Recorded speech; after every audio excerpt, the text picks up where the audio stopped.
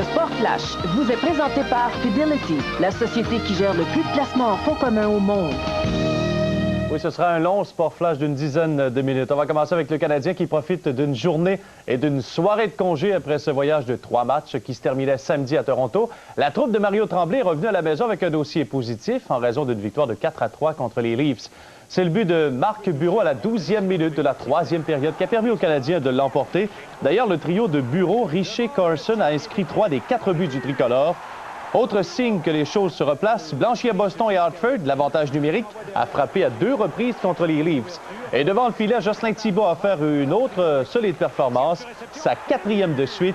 Le gardien a stoppé 33 rondelles, dont 18 en 3e, dans un match disputé dans un Garden survolté.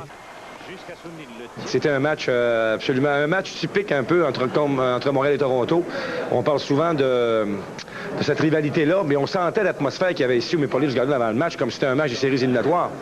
Alors, c'est facile pour les joueurs aussi des deux équipes de se motiver davantage lorsque vous avez une ambiance comme celle-là. Le Canadien disputera son prochain match lundi au centre Molson contre le Lightning. Il s'agira du premier affrontement entre les deux équipes cette saison et vous pourrez suivre la rencontre à partir de 19h30. Sport 30 Mag présentera sa portion avant-match de 19h. Jeremy Roenick des Coyotes de Phoenix devra s'absenter pour au moins les 2 prochaines semaines. Roenick souffre d'une meurtrissure au genou droit à la suite d'une mise en échec plus ou moins légale de Brent Hughes dans le match de samedi contre les Islanders de New York. Déjà privés de 3 défenseurs, les Sénateurs seront privés d'un attaquant, Radek Bonk, pour au moins 2 mois. Bonk a subi une fracture du poignet gauche hier contre les Whalers, gracieuseté d'un coup de bâton de Kevin Dineen. Son poignet sera immobilisé dans un plâtre pour les 6 prochaines semaines.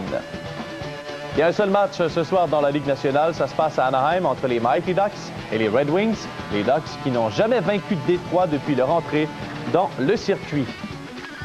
Sébastien Larreau devrait, en principe, être en train de disputer le match de finale au tournoi Challenger de Austin au Texas. On dit bien devrait parce que la finale a été reportée plusieurs fois aujourd'hui à cause du mauvais temps à Austin. Et aux dernières nouvelles, on cherchait même un terrain intérieur pour ce duel de finale entre Sébastien et son adversaire arménien, classé 4e à ce tournoi. À Hanovre, en Allemagne, Pete Sampras et Boris Becker font les frais de la finale du championnat de l'ATP. Encouragé par 15 000 compatriotes, Becker remporte la première manche 6-3. Il réserve notamment 4 as de suite à Sampras pour remporter le premier point. Les deux hommes se livrent une bataille incroyable lors des 2 manches suivantes. Ne pouvant laisser filer un seul set, Sampras l'emporte en chaque occasion de justesse, 7-6 au bris. Soulagé, il prend les devants 2 manches à 1. Le duel atteint son apogée à la 4e manche. Acculé au pied du mur, Boris Becker excelle. Au service, il empêche le numéro 1 mondial de remporter la manche, 6-6. On se dispute alors le point de bris. Dans une lutte acharnée, Becker s'y prend à 5 reprises pour arracher le point. L'Allemand enlève la manche 7-6, 13-11 au bris. Avec une égalité de 4-4 à la dernière manche, Pete Sampras réussit le jeu clé. Il brise le service de Becker. Il remporte ensuite le dernier point pour enlever les grands honneurs et la bourse d'1 340 000 $. Sampras remporte un 3e championnat de l'ATP et un 8e titre cette année. Sa seule défaite en 9 tournois est survenue aux mains de Becker à Stuttgart il y a un mois. Au Madison Square Garden de New York, Steffi Graf défend son titre de championne de la WTA. Pour l'occasion, elle affronte la jeune Martina Hingis, 16 ans. Le premier set ne dure qu'une trentaine de minutes. Graf excelle dans ses déplacements. Elle l'emporte par la marque de 6-3. Hingis est tenace, se servant bien de son expérience de double. Elle surprend la championne et enlève les honneurs de la 2e manche. Mais la Suissesse commet beaucoup trop d'erreurs lors du set suivant de manière expéditive. Steffi Graf remporte 6 parties de suite. Hingis sera tenue à l'écart du jeu durant de longues minutes, souffrant de crampes à une jambe. La jeune sensation fait preuve de beaucoup de courage alors que sur une seule jambe, elle force la présentation d'une 5e manche. Même s'il est ralenti par sa vieille blessure au genou, Steffi Graf joue du tennis remarquable. Elle ne fait qu'une bouchée de sa rivale et remporte un duel éprouvant. Steffi Graf met la main sur un 2e championnat de suite dans le Big Apple. Elle termine l'année avec des gains de 2,6 millions de $. De son côté, Martina Hingis a franchi le cap du million pour la saison 1996. Conclusion du championnat du circuit de la LPGA sur les allées du Desert Inn à Las Vegas. 2 étoiles montantes du circuit étaient nées à l'aube de la ronde finale, Carrie Webb et Emily Klein. Après un départ fulgurant, Emily Klein est incapable de soutenir le rythme imposé par sa rivale. Carrie Webb joue de façon exceptionnelle. Elle est particulièrement efficace avec ses coups roulés. Elle se hisse au sommet en accumulant plusieurs oiselets. Laura Davies a l'œil quand il s'agit de s'exécuter pour un aigle. La balle roule dans la bonne direction. Elle frappe dans le mille. Nancy Lopez retrouve ses airs de jeunesse aux côtés des étoiles montantes du circuit. Un coup très précis, de quoi faire pâlir les jeunes prétendantes. Julie Inkster revient en force pour cette ultime ronde. Elle inscrit 5 oiselets. Elle termine le tournoi à -11. Son réveil arrive trop tard.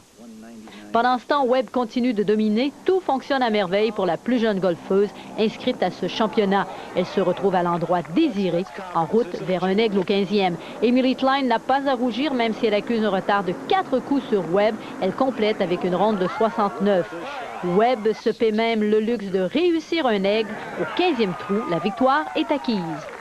Carrie Webb termine à -16 avec 4 coups d'avance sur ses plus proches rivales. Webb devient la première golfeuse sur le circuit de la LPGA à amasser des gains annuels supérieurs à 1 million de dollars.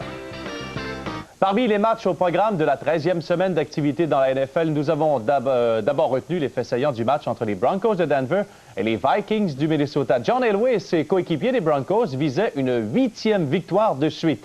Le quart des Broncos connaît des ennuis en première demi. Il se fait intercepter pour une 2e fois par Orlando Thomas. Les Vikings prennent possession à la ligne de 20. 3 jeux plus tard, Brad Johnson rejoint Chris Walsh dans la zone début, son premier touché dans la NFL. Les Vikings prennent les devants par 3.